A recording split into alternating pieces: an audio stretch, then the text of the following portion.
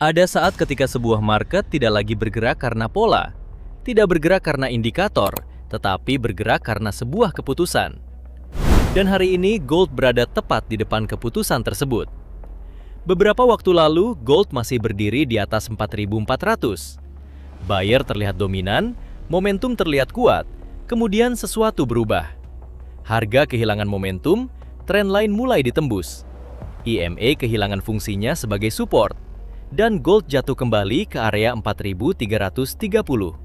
Pertanyaannya, di level mana market akan menentukan arah berikutnya? Di video kali ini, kita akan membedah pergerakan gold dengan cara fundamental, teknikal, hingga skenario trading paling rasional.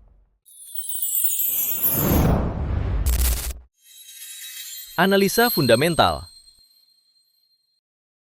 Data inflasi Amerika terbaru menunjukkan tekanan harga mulai bergerak ke arah yang lebih moderat.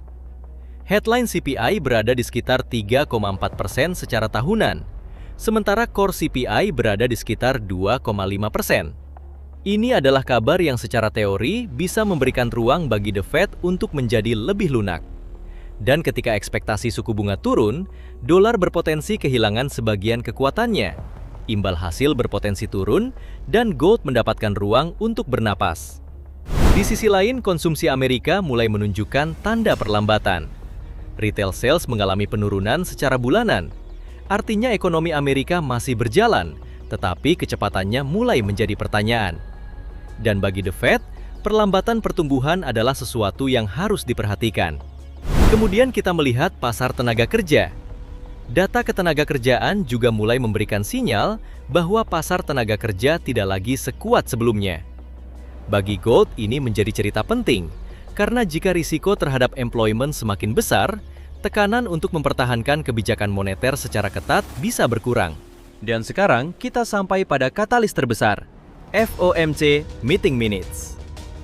Market akan membaca kembali diskusi internal The Fed pada meeting sebelumnya.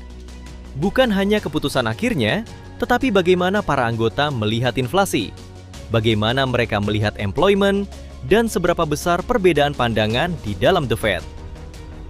Jika tekanan hawkish yang lebih kuat, market bisa kembali memperkirakan kebijakan The Fed yang lebih ketat. Dan jika itu terjadi, gold dapat kembali mendapatkan tekanan.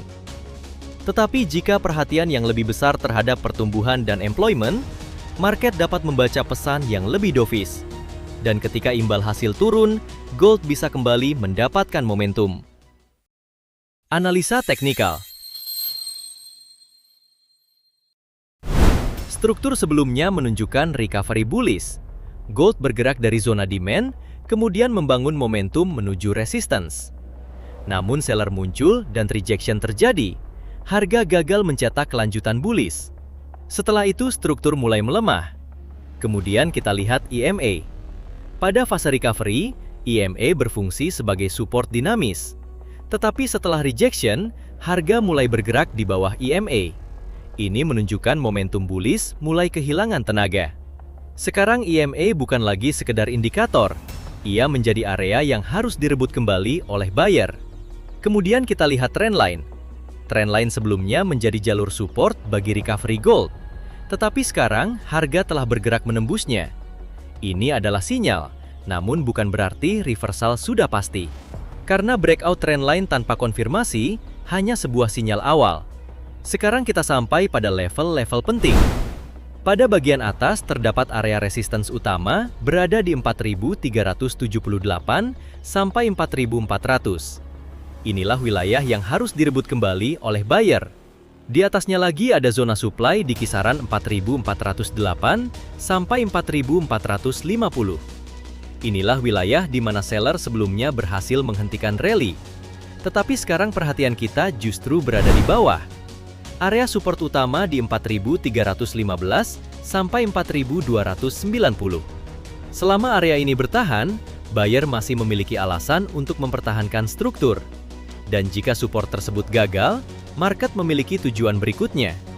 Zona demand 4.280 sampai 4.230. Ini adalah wilayah di mana buyer sebelumnya pernah muncul dan membalikan tekanan seller. Skenario trading.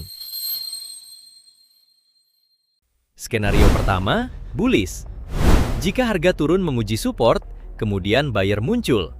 Terbentuk rejection, menciptakan higher low, kemudian harga kembali naik menembus resistance 4.378. Maka probabilitas kenaikan menjadi lebih menarik. Target pertama, 4.400. Target kedua, 4.408. Target ketiga, 4.450. Untuk bullish setup, tunggu market menunjukkan bahwa buyer telah kembali. Skenario kedua, bearish. Jika harga gagal kembali ke atas resistance, kemudian seller kembali muncul. Harga membentuk lower high hingga menembus support 4.315. Maka tekanan bearish berpotensi mendominasi. Target pertama, 4.290. Target kedua, 4.280. Target ketiga, 4.230. Namun ingat, jangan mengejar candle bearish yang sudah terlalu panjang.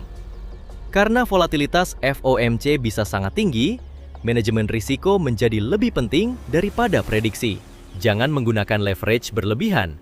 Jangan mempertaruhkan modal hanya karena satu setup terlihat sempurna. Tidak ada setup yang sempurna, yang ada hanya setup dengan probabilitas. Sampai jumpa di analisa berikutnya. Jika kamu merasa analisa seperti ini membantu kamu membaca market, jangan lupa like, subscribe, dan bagikan ke sesama trader. Trade smart, manage risk, dan semoga profit konsisten.